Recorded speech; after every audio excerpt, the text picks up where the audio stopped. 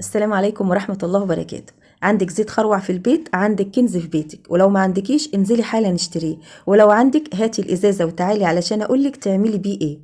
زيت الخروع ملك الزيوت، بيستخدم في علاجات كتير جدا وبيجيب نتائج هايلة جدا في كثافة الشعر ومنع التساقط وطوله، وبيديله لمعان وحيوية، بس لو استخدمناه بطريقة صح. في الفيديو ده هقولك ازاي تستخدميه صح للشعر.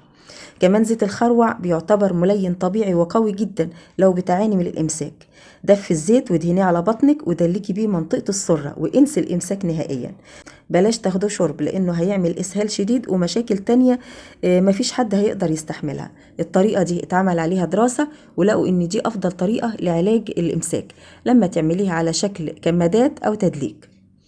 بيقلل الألم والمغص وبيقلل من قوام البراز وبيقلل إنك تقعدي في الحمام كتير، إنك يعني تبذلي مجهود في الحمام. كمان زيت الخروع بيستخدم كمسكن لآلام المفاصل والرقبة. لو دفيتي شوية منه ودهنتي مكان الألم في يومين هتحسي براحة من 60 ل 70%.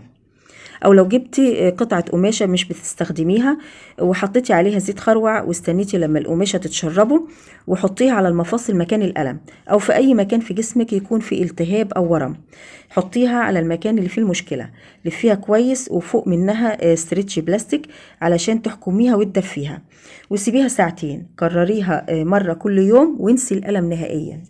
كمان بيستخدم في علاج التشققات، يعني لو حد بيعاني من تشقق القدمين يستخدم زيت الخروع. كل اللي هتعمليه هتحطي رجليكي في مية سخنة تتحمليها لمدة 10 دقايق وبعدين تنشفيها كويس وخدي كمية من زيت الخروع، كمية حلوة كده، وادهني بيها كعوب رجليكي والبسي كيس بلاستيك وعليه شراب واقعدي بيه ساعة، او اعمليها بالليل قبل ما تنامي. عاوزة اقول لكم بس انه مش بس بينفع لكعوب الرجلين، ينفع كمان للركب والاكواع لاي مكان شديد الجفاف. الطريقة دي هتخلي كعوب رجليكي ناعمة زبدة حرفيا. انت من كتر نعومة رجليكي هتخافي تمشي على الارض علشان ما تتزحلقيش. استمري عليها هتلاقي نتيجة خطيرة. استخدمي نقط منه لترطيب الوش لو بشرتك جافة او عادية، ادهني منه بس بعيد عن منطقة العين، بيدي نتيجة حلوة جدا، نضارة وترطيب للبشرة. مفيد جدا في علاج تمدد الجلد اللي هي الخطوط الحمراء او البيضة والسلوليت اللي بتبقى نتيجة ترهلات او دهون. هتخلطي زيت الخروع مع زيت جوز الهند وادهني بيه المناطق دي 3 مرات في اليوم، وادهني بيه المناطق دي 3 مرات في اليوم مع التكرار بتختفي تماما والنتيجة بتبقى ممتازة. لكن ممنوع استخدامه للخطوط الحمراء أو البيضة اللي بتظهر أثناء الحمل، استخدميه بعد الولادة بس. كمان لو عندك تصبغات في الجلد ادهني بيه مع التكرار هتنتهي تماما والنتيجة هتنبهري بيها. كمان لو في هرش بين صوابعك دفيه وادهني منه هتحسي براحة. استخدميه لقرصة النملة هتنتهي المشكلة ويختفي الألم. زيت الخروع بيحفز من نمو الشعر أكتر من الطبيعي بأضعاف.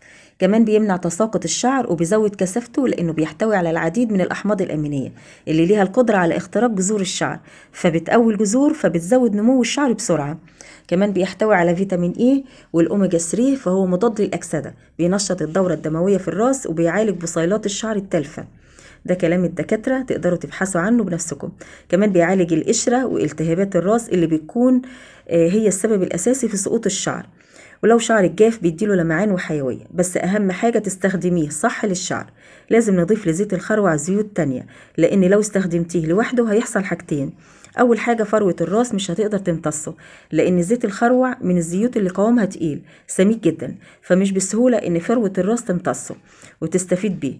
غير كده بيبقى صعب شوية في غسيل شعرك كويس منه، فلو شعرك ما اتغسلش كويس بواقي الزيت اللي على شعرك هتسد مسام فروة الراس وهيزيد التساقط وهيحصل مشاكل كتير. فالطريقة الصح ان احنا نخفف زيت الخروع بزيوت تانية زي مثلا زيت الجوجوبا، حلو جدا لطول الشعر وكثافته، او زيت الارجان او زيت النعناع او زيت الروزماري بكميات متساوية.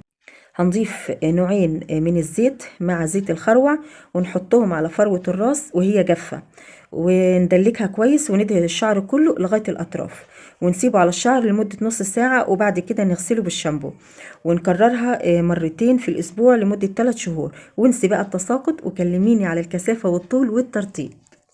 كمان بنستخدمه لهيشان الشعر.